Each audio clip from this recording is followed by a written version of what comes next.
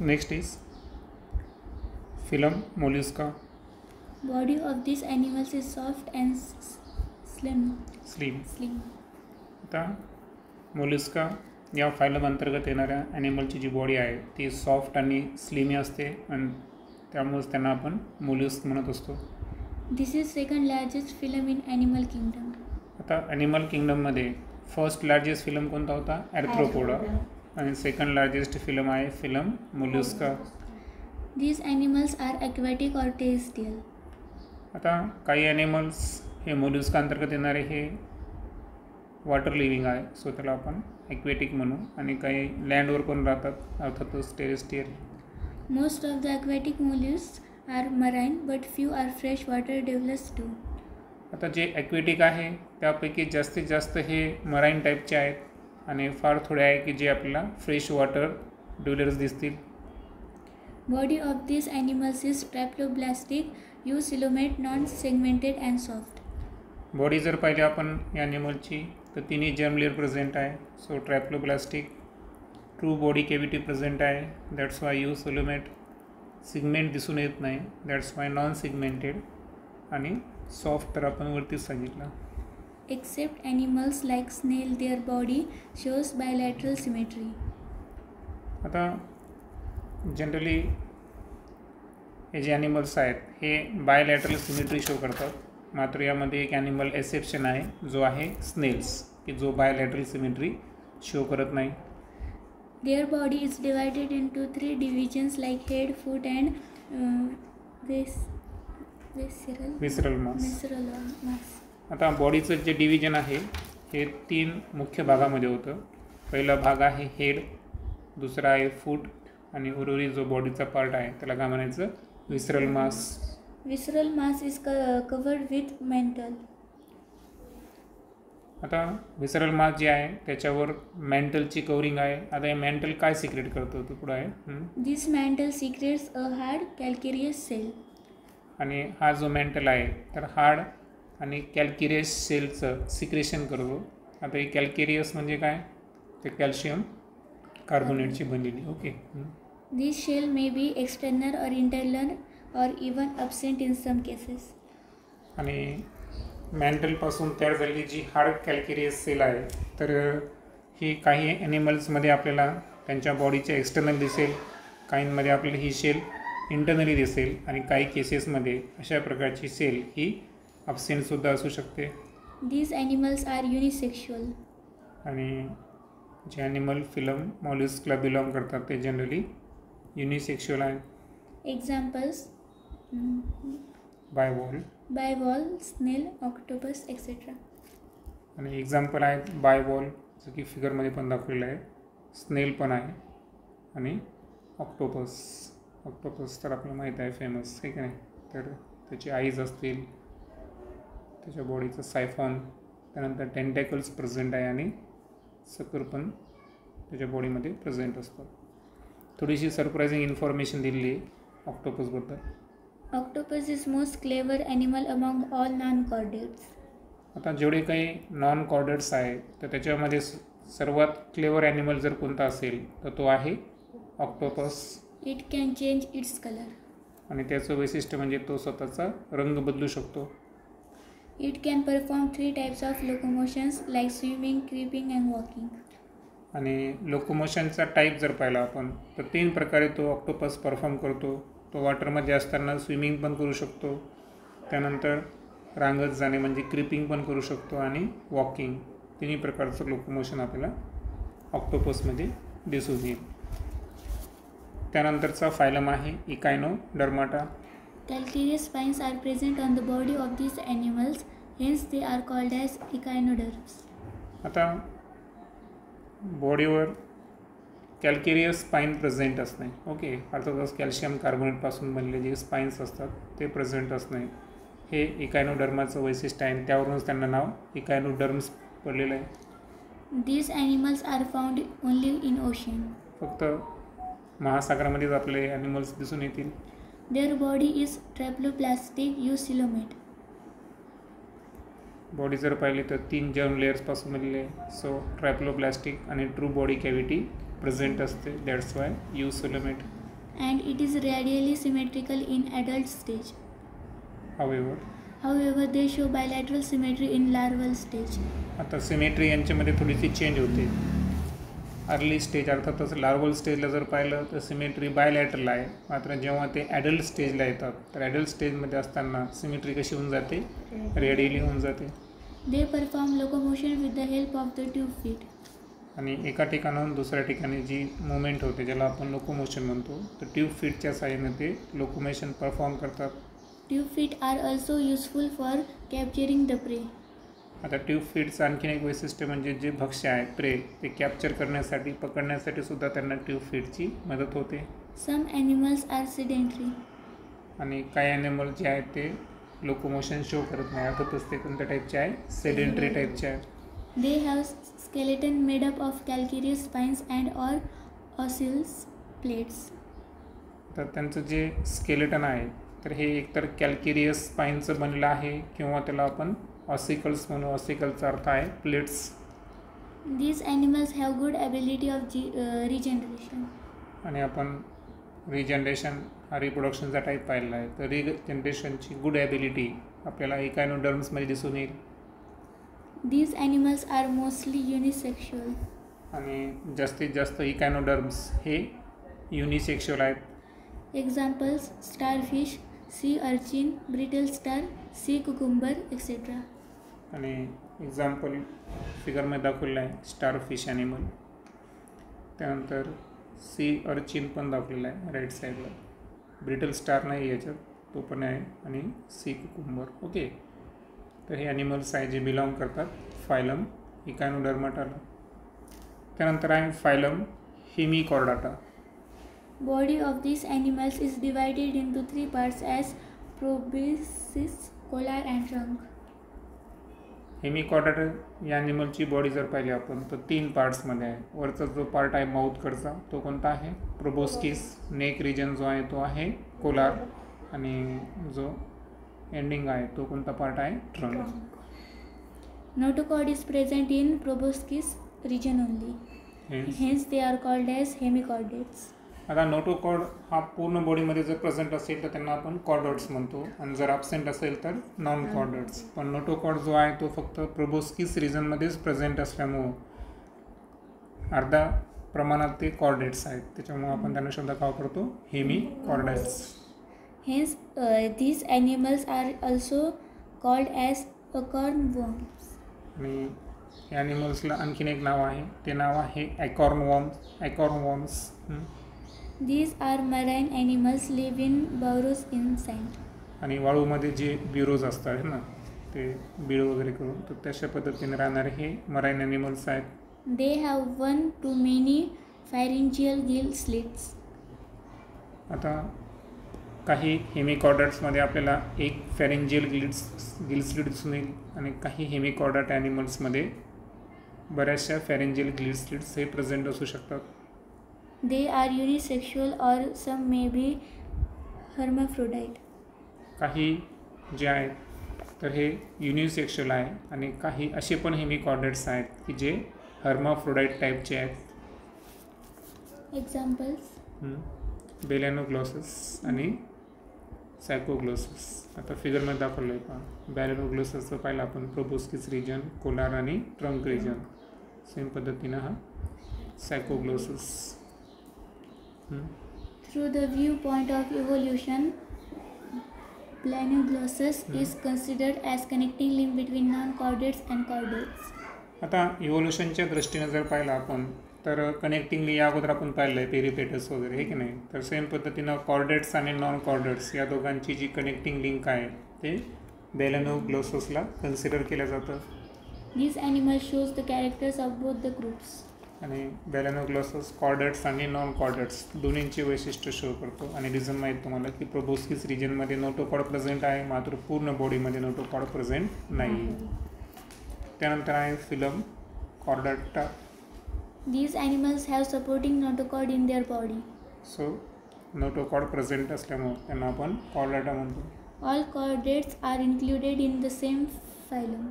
आता नॉन कॉर्डेटचे किती सब फिलम पाहिले आपण, 3. नॉन कॉर्डेटचे 10 फायले आणि फायलम कॉर्डाटाचा एकच सब फिलम आहे है ना, आणि तो स्वतः कोण आहे, phylum Chordata. The phylum Chordata is classified into 3 subphyla. Following are important characters of phylum Chordata. आता फायलम कॉर्डाटाचं क्लासिफिकेशन 3 सब फायलामध्ये होतं. त्यामध्ये पहिला होता युरोकॉर्डाटा, दुसरा आहे सेफेलोकॉर्डाटा आणि तिसरा आहे व्हर्टिब्रेटा, ज्याला आपण क्रॅनिएटासुद्धा म्हणतो.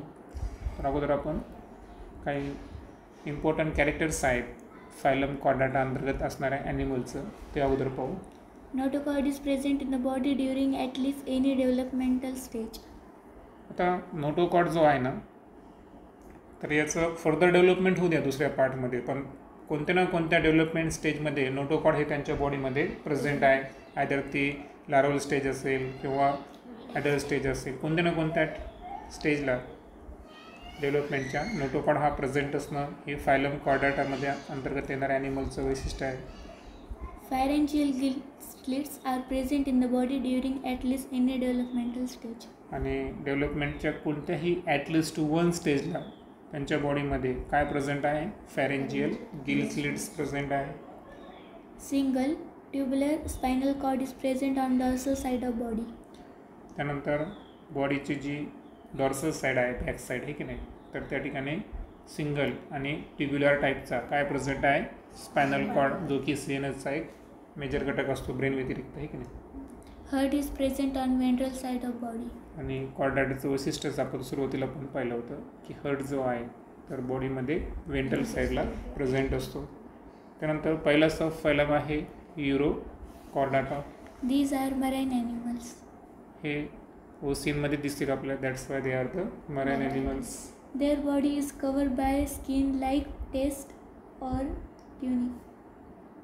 आता जी बॉडी आहे, फिगरमध्ये पण पाहू शकतो आपण की जी बॉडी आहे ना, तर बॉडीवर एक स्किनची कवरिंग असते है ना, ज्याला आपण टेस्ट किंवा ट्युनिक म्हणायचं. ओके, म्हणजे त्वचेसारखे टेस्ट किंवा ट्युनिक त्यांच्या बॉडीवर प्रेझेंट असतात, कवरिंग असते. Larvae of these animals are freely swimming and notochord is present in only tail region or of larva. Hence they are called as Urochordata. आता युरोकॉर्डाटा हे नाव कशावरून पडलं, तर या ॲनिमलच्या जी लार्वल स्टेज असते तर या स्टेजमध्ये जर पाहिलं आपण तर एक तर ते कसे आहे, फ्रीली स्विमिंग ॲनिमल्स आहेत, आणि दुसरं म्हणजे जो नोटोकॉर्ड आहे हा फक्त कोणत्या रिजनमध्ये प्रेझेंट आहे, tail region of the larvae. आणि फक्त टेल रिजनमध्येच नोटोकॉर्ड हा लार्वल स्टेजला प्रेझेंट असल्यामुळं त्यांना नाव काय पडलं, युरोकॉर्डाटा. Larvae metamorphose into adults after silting down at bottom of the sea. आता मेटामॉर्फिझम ही एक प्रक्रिया आहे की ज्यामध्ये कोणताही ॲनिमल लार्वल स्टेजमधून ॲडल्ट स्टेजमध्ये काय होतो, कन्वर्ट होतो. तर लार्वी जे आहे ना, तर ॲडल्टमध्ये मेटामॉर्फिझम होत असताना अगोदर ते समुद्राच्या तळाशी जाऊन बसतात, म्हणजे तिथं काय होतात, ते सेटल डाऊन होतात आणि त्यानंतर मेटामॉर्फिझमची प्रोसेस चालू होते. Generally these animals are hermaphrodite. आणि जनरली हे जे आहेत हे कसे आहेत, हर्माफ्रोडाइट्स ॲनिमल आहेत. Examples: हर्डमॅनिया, डोलिओलम, ओइकोप्लुरा. ओइकोप्लुरा etc.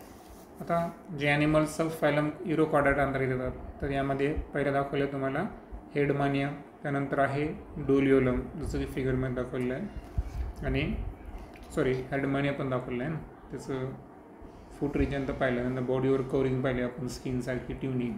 त्यानंतर 2 ॲपरेचर आहे, एक आहे ॲट्रियल ॲपरेचर आणि दुसरं आहे ब्रँचियल ॲपरेचर. आपल्याला माहिती आहे ॲपरेचर कुठं असतात, हर्टमध्ये प्रेझेंट असतात की नाही. ओके, त्यानंतर आहे ऑइकोप्लुरा, हे सुद्धा एक्झाम्पल आहे युरोकॉर्डाटाचं. त्यानंतर सेकंड पाहू आपण सेफॅलोकॉर्डाटा.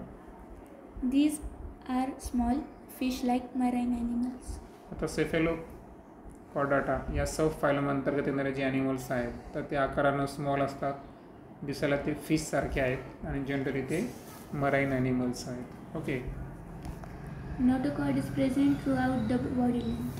आणि नोटोकॉर्ड जो आहे हा पूर्ण बॉडीची जेवढी लेंथ आहे त्या पूर्णमध्ये तो प्रेझेंट असतो. जसं की फिगरमध्ये जर पाहिलं आपण तर नोटोकॉर्ड हा टॉप म्हणजे फ्रंट टू बॅक है ना, पूर्ण बॉडीमध्ये प्रेझेंट आहे. Pharynx is very large and contains gill slits. आणि जो फॅरिंग्स आहे तर हा त्यांचा लार्ज असतो आणि फॅरिंग्सला गिल स्लिट प्रेझेंट आहे, म्हणजे फॅरिंजियल गिल स्लिट्स त्यांच्यामध्ये प्रेझेंट असतात, जसं की फिगरमध्ये पण दाखवले आहे. फॅरिंजियल गिल स्लिट्स हे प्रेझेंट्स आहेत. These animals are unisexual. आणि ॲनिमल जे आहेत सेफॅलोकॉर्डाट अंतर्गत हे युनिसेक्शुअल असतात, जसं की एक्झाम्पल दाखवलं आहे आपल्याला ॲम्फिओक्सस. आता फिगरमध्ये जर पाहिलं आपण तर नोटोकॉर्ड आणि फेरेंजियल गिलिस्ट्रीबद्दल बोललो आपण. त्यानंतर नर्वकॉर्ड पण प्रेझेंट असते अलॉंग विथ नोटोकॉर्ड, आहे की नाही, त्याच्या इनर साईडला. त्यानंतर लिव्हर प्रेझेंट आहे डायजेस्टिव्ह सिस्टीम संदर्भात, इंटेस्टाईन, रिप्रोडक्टिव्ह सिस्टीम संदर्भात गोनॅड्स, त्यानंतर एलिमेंटरी कॅनलचं एंडिंग एनस आणि बॉडीवर असणारे प्रेझेंटेड सिगमेंटेड मसल्स. त्यानंतर आहे sub phylum vertebrata or we can say it is a craniata. In these animals, notochord is replaced by vertebral column. आणि जे नोटोकॉर्ड आहे त्याला आपल्याला कशाने रिप्लेस केलं, वर्टिब्रल कॉलमने रिप्लेस केलं, तर त्या वर्टिब्रल कॉलम म्हणून नाव काय पडतं, वर्टिब्रेटा, अर्थातच पृष्ठवंशीय प्राणी. Okay. In these animals, head is well developed. आणि यांचं वैशिष्ट्य म्हणजे जो हेड रिजन आहे तो अतिशय वेल डेव्हलप असतो. Brain is protected by cranium. आणि ब्रेनच्या सभोवताली जर पाहिले आपण एक प्रोटेक्टिव्ह कोरिंग असते आणि ती कोरिंग त्याला म्हणायचं क्रॅनियम. Endoskeleton is either cartilaginous or bony. आणि जो एंडोस्केलेटन आहे हा एंडोस्केलेटन एक तर कार्टिलेजचा बनलेला असेल अर्थातच कार्टिलेजिनियस, आणि जर बोनचा बनलेला असेल तर बोनी टाईपचा. Some chordates are jawless, whereas some are with jaws. आता काही कॉर्डेट जे आहेत तर त्यांना जबडा नसतो, जॉलेस, जसं की त्यांना काय म्हणायचं, ॲग्नाथा. ओके. आणि काही जे आहेत तर ते जॉस सहित असतात, त्यांना आपण म्हणायचं ग्रॅथोस्टोमॅटा. ओके. त्यानंतर आहे सब फिलम जे वर्टिब्रेट आहे तर त्याचं डिव्हिजन किती क्लासमध्ये केलं आहे, 6 क्लासेसमध्ये केलं आहे. त्यामधला पहिला क्लास आहे सायक्लोस्टोमॅटा.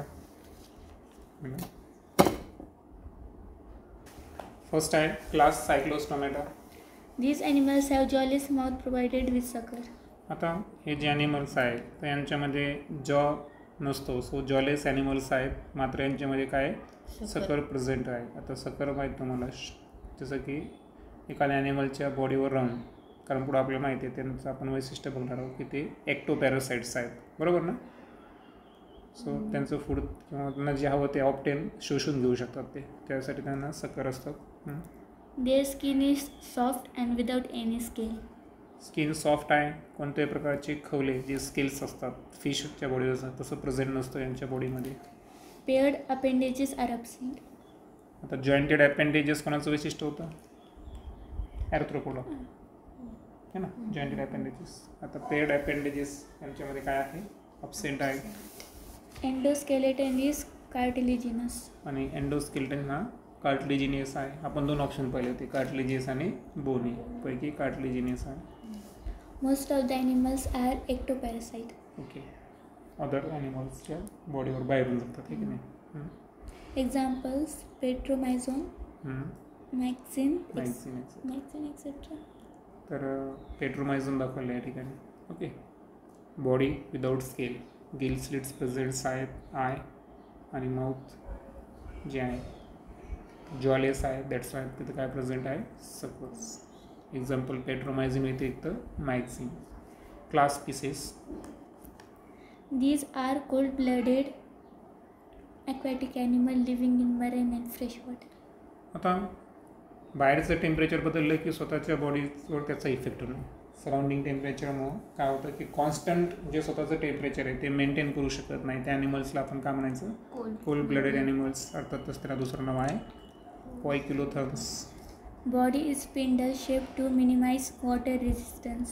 आता बॉन्ड आपल्याला माहिती आहे ॲक्वेटिक असल्यामुळं वरती आहे ना, मराईन आणि फ्रेश वॉटर दोन्हीमध्ये आहेत. ॲक्वेटिक असल्यामुळं बॉडी ती स्पिंडल शेप आहे आणि स्पिंडल शेप असल्यामुळं पाण्याचा जो रोध आहे ना, विरोध, वॉटर रेजिस्टन्स, ते कमी केलं जातं. They have paired and unpaired fins for swimming. स्विमिंगसाठी फिन्स प्रेझेंट आहेत. फिन्स हे पेड असू शकतात किंवा अनपेड पण असू शकतात. Tail fin is useful as a steering organ during swimming. आणि स्विमिंगच्या वेळेस जसं आपल्या गाडीला स्टिअरिंग असतं की नाही, तसं स्टिअरिंग ऑर्गन म्हणून टेल फिन जी आहे ती प्रेझेंट असते. Exoskeleton is in the form of scales and endoskeleton is either cartilaginous or bony. आता एक्झोस्केलेटन हा स्केलच्या स्वरूपामध्ये प्रेझेंट आहे आणि एंडोस्केलेटन हा कार्टिलेजिनियस असेल किंवा बोनी टाईपचा असेल. Respiration occurs with gills. आणि रेस्पिरेशन जे आहे हे गिल्सच्या साईन होतं, कारण वॉटरमधलं ऑक्सिजन ते यूज करत असतात. Examples: rohu, pomfret, seahorse, shark, electric ray, stingray, etc. आणि एक्झाम्पल जर पाहिले तर rohu, pomfret, seahorse, shark, electric ray आणि स्टिंग रे. आता इथं स्कॉलिडॉन दाखवलेला आहे जो की काय आहे, डॉग फिश. आता सांगितलं होतं की पेड किंवा अनपेड फिन्स प्रेझेंट असतात स्विमिंगसाठी. बॉडीचा शेप जर पाहिला आपण स्पिंडल शेप आहे, त्याच्यामुळे वॉटर रेजिस्टन्स मिनिमम असेल. रेस्पिरेशनसाठी गिल स्लिट्स प्रेझेंट्स आहेत. आता हे पेक्ट्रोल फिन, डॉर्सल, त्यानंतर हे पेल्विक, वेंट्रल आणि कॉडल फिन. कॉडल म्हणजे थोडंसं त्याला आपण टेल फिनसारखं म्हणू आहे की नाही, स्टेअरिंगसारखं ऑर्गन आता आपण डिस्कस केलं होतं. एक लॅटरल लाईन पण बॉडीमध्ये प्रेझेंट आहे. आईज आणि माउथ हे पार्ट्स प्रेझेंट असतात. त्यानंतर आहे class ॲम्फिबिया. These animals are strictly aquatic during larval life and perform only aquatic respiration, whereas they can live in water as well as on land during adult life and can perform aquatic as well as aerial respiration. आता ॲम्फिबियन water आणि land दोन्हीवर जे sustain करू शकतात त्यांना आपण काय म्हणतो, ॲम्फिबियन्स. त्यावर आधारित हा क्लास ॲम्फिबिया. परंतु लार्वल लाईफला जर पाहिलं आपण तर स्ट्रिक्टली कसे असतात, ॲक्वेटिक असतात. आणि ॲक्वेटिक असताना ॲक्वेटिक रेस्पिरेशन त्यांचं चालतं. ॲक्वेटिक रेस्पिरेशन हे स्किनच्या थ्रू होईल. ओके. त्यानंतर ॲडल्ट स्टेजला आल्यानंतर ते वॉटर आणि लँड दोन्ही ठिकाणी सस्टेन करू शकतात. आणि सो ॲडल्ट लाईफमध्ये ॲक्वेटिक रेस्पिरेशन पण असेल स्किनच्या थ्रू, आणि बाहेर आल्यावर एरियल रेस्पिरेशन पण असेल लँडवर आल्यावर. They have two pairs of appendages. Digits are without claws. आता ॲपेंडेजेस जर पाहिले आपण तर 2 पेअर्स आहेत है ना, 4 आर्म आणि लेग्स. 2 4 आर्म असतात आणि 2 लेग्स, असे एकूण 2 पेअर्स आहे ॲपेंडेजेसचे. म्हणजे डिजिट्स आहेत तर त्याच्यावर क्लॉज नसतात, म्हणजे बोटं आहेत पण मात्र क्लॉज नाहीत. ओके, नक्की नाहीत. Exoskeleton is absent. आता एक्झोस्केलेटन जो आहे तो अब्सेंट आहे पूर्णपणे. Skin is without any derivative and usually kept moist for respiration. आता स्किन जी आहे त्याच्यावर कोणत्याही प्रकारचा डेरिव्हेटिव्ह नसतो, म्हणजे कोणत्याही प्रकारचा हार्डनेस वगैरे नाही. आणि युजली जी स्किन आहे ती त्यांची मॉइस्ट म्हणजे ओलसर असते, आणि ओलसर त्वचेमुळे त्यांना काय करता येतं, respiration. External ear is absent but tympanum is present. आता जे बाह्य कर्ण ज्याला आपण एक्सटर्नल इयर म्हणतो तो त्यांच्यामध्ये अब्सेंट आहे. मात्र जे टिम्पॅनम असतो, जसं की आपण जेव्हा इयरचं डिटेलमध्ये स्ट्रक्चर पाहिलं त्याच्यामध्ये टिम्पॅनिक मेम्ब्रेन वगैरे पार्ट्स पाहिले होते ना, तर तसं टिम्पॅनम जे आहे इथं पण दाखवलं आहे टिम्पॅनम, बरोबर. तर या टिम्पॅनमच्या साहाय्यानं तो साऊंडला काय करू शकतो, ऐकू शकतो. ओके. Neck is absent. बेडकला कोणी मान देत नाही एवढं आहे ना, त्याच्यामुळे त्यांना नेक काय असते, अब्सेंट असते. आयज आर प्रोमिनंट विथ आयलिड. आय जे आहेत हे प्रॉमिनंट आहे, जसं की तुम्ही पाहू शकता. ओके. पाहिलं तर अगोदर आपले त्यांचे डोळ्यावर नजर जात नाही, त्याच्यामुळं प्रॉमिनंट आय आहेत आणि आयलिड्स पण प्रेझेंट असतात. Okay. Example frog, toad, salamander etcetera. Example frog तर दाखवलेलं आहे तुम्हाला, त्यानंतर आटोडो पण दाखवलेला आहे, आणि दुसरा आहे सॅलमेंडर. आता क्लास ॲम्फिबिया अंतर्गत येणारे जे फ्रॉग आहे, स्किन कशी आहे, सॉफ्ट असल्यामुळे त्याच्यावर कोणत्याही प्रकारचं डेरिव्हेटिव्ह नाही, त्याच्यामुळे मॉइस्ट असते, रेस्पिरेशनसाठी कमी येतं. हा ट्रंक रिजन आहे त्याचा बॅक साईडचा. टिम्पॅनमबद्दल बोललो आपण, साऊंड हिअरिंगसाठी. माउथ प्रेझेंट आहे. आता समोर एक पार्ट आहे नेर्स. आता हे जे नेर्स आहेत ना, तर हे त्यांना आपण ॲक्च्युअली तिथं 2 प्रेझेंट असतात, 2 स्मॉल स्लिट्स प्रेझेंट्स आहेत है ना हेडच्या रिजनमध्ये. तर ते नॉस्ट्रिल्स आहेत, इंटरनल अँड एक्सटर्नल नेर्स असे 2 नेर्स असतात. तर याच्या थ्रू फ्रॉग जो आहे तो ब्रिदिंग करत असतो, त्याच्यामुळे तो त्याचा तो ब्रिदिंग पार्ट आहे. आणि त्यानंतर 4 आर्म्स त्याची 1 पेअर्स आणि लेगचे 1 पेअर्स. सांगितलं होतं ना की किती 2 पेअर्स ऑफ ॲपेंडेजेस त्यांच्यामध्ये प्रेझेंट आहे. मात्र डिजिट हे विदाऊट क्लॉज असतात. आणि टोडमध्ये जर पाहिलं तर फ्रॉग आणि याच्यामध्ये मेजर डिफरन्स आहे की त्याची स्किन थोडीशी कशी असते, रफ असते आणि फ्रॉगची थोडीशी सॉफ्ट असते. त्यानंतर आहे क्लास रेप्टिलिया, ज्याच्यापासून कोणी इव्हॉल्व झाले, mammals. Class reptilia. According to the course of animal evolution, these are first true terrestrial animals with creeping movement. आता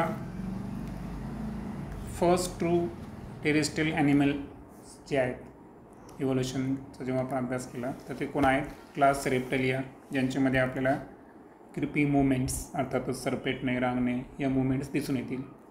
These are cold-blooded animals. आता हे ॲनिमलसुद्धा पॉइक्युलोथर्म्स म्हणजेच कोल्ड ब्लडेड आहेत. एक्सटर्नल एन्व्हायरमेंटनुसार ते त्यांचं टेम्परेचर लगेच चेंज करतात. They creep on the land as their body cannot be lifted up. आता लँडवर क्रिपिंग करण्याचं रिझन जर पाहिलं आपण तर जी बॉडी आहे ती त्यांना काय करता येत नाही, उचलता येत नाही, लिफ्ट अप करता येत नाही. त्याच्यामुळं Their skin is dry and scaly. त्वचा जर पाहिली तर कोरडी असते आणि त्याच्यावर स्केल प्रेझेंट असतात. आहे का scaly skin. Neck is present between head and trunk. आणि नेक जी आहे तर ती हेड आणि ट्रंक या 2 रिजनच्या मध्ये ओके नेक प्रेझेंट असते. External ear is absent. आणि जे एक्सटर्नल इयर आहे ते मात्र यांच्यामध्ये काय आहे, अबसेंट आहे. Digits are provided with claws. आणि डिजिट्स जे आहेत तर ते क्लॉज सहित असतात, नखसहित. Examples: tortoise, lizard, snake, etc. आणि टॉर्टाईज, लिझार्ड आणि स्नेक हे सर्वच्या सर्व रेप्टिलियामध्ये येतात. आता जो क्लॉजचा पॉईंट आहे, डिजिट्स प्रोव्हाइडेड विथ क्लॉज, तर स्नेक तुम्हाला माहिती आहे इव्होल्युशनमध्ये त्याचं काय झालं, ते वेस्टिजियल आहे ना, ते रिमूव्ह झालं ना इव्होल्युशननुसार. तर क्लास रेप्टिलियामध्ये आपल्याला वॉल लिझार्ड दाखवलेले आहे. आईज आहे, शेप्टीज रिझन टेल आणि त्यांचे डिजिट्स लेग्स क्लॉज सहित असतात. त्यानंतर आहे क्लास एव्स, बर्ड संदर्भात. These vertebrates are completely adapted for aerial life. तर हवेमध्ये संचार करणारे एरियल लाईफ असणारे वर्टिब्रेट्स ते आहेत class Aves. These are warm-blooded homeotherms, that is, they can maintain their body temperature constant. आता वॉर्म ब्लडेड ज्यांना आपण होमिओथर्म्स म्हणलो आणि दॅट्स वाय त्यांचं वैशिष्ट्य म्हणजे की ते त्यांचं बॉडीचं टेम्परेचर आहे हे सराउंडिंगनुसार चेंज होतं का, नाही. तर कॉन्स्टंट बॉडी टेम्परेचर मेंटेन करण्याची क्षमता ही वॉर्म ब्लडेड ॲनिमल्समध्ये असते. Their body is spindle shaped to minimize air resistance during flight. आता आपण फिशेसमध्ये पाहिलं होतं स्पिंडल शेप होतं है ना, वॉटर रेजिस्टन्स रिड्यूस करण्यासाठी. तसंच एअरमध्ये हवेमध्ये संचार करताना जे हवेचं रेजिस्टन्स आहे ते मिनिमाइज करण्यासाठी यांची बॉडीसुद्धा कशी असते, spindle shape. Forelimbs are modified into wings. Digits are covered with scales and bear claws. आता 4 लिम्स आणि हिंड लिम्स है ना, समोरचे जे 2 असतात त्यांना आपण 4 लिम्स म्हणू आणि बॅकचेला हिंड लिम्स म्हणू. तर 4 लिम्सचं मॉडिफिकेशन हे कशामध्ये झालं आहे, पंखामध्ये झालं आहे. आणि जे डिजिट्स आहेत तर त्याच्यावर काय प्रेझेंट असतात, स्केल प्रेझेंट असतात आणि त्याच्यावर क्लॉजसुद्धा आहेत नख दाखवलेले. त्यानंतर Exoskeleton is present in the form of feathers. आणि जे पिसा असतात आहे ना त्यांच्या शरीरावर फिदरच्या स्वरूपामध्ये काय प्रेझेंट आहे, exoskeleton. Neck is present between head and trunk. आता हा मुद्दा मागच्यासारखाच, जनरली हेड आणि ट्रंकच्या मध्येच काय प्रेझेंट असते, neck. Jaws are modified into beak. आता यांना जॉज नाही असं आपण म्हणू शकत नाही, कारण जॉजचंच मॉडिफिकेशन कशामध्ये झालं आहे, चोचीमध्ये, बीकमध्ये झालं आहे. Examples: peacock, parrot, pigeon, duck, penguin, etc. आणि पिकॉक, पॅरोट, पिजन असेल, कबूतर, डक आणि पेंग्विन हे सर्वच्या सर्व क्लास एव्सला बिलॉंग करतात. आता इथं पिजन दाखवलेलं आहे. क्लॉज आणि बीक तर पाहिला आपण आहे ना. आता याचं काय काय वैशिष्ट्य सांगता येईल आपल्याला.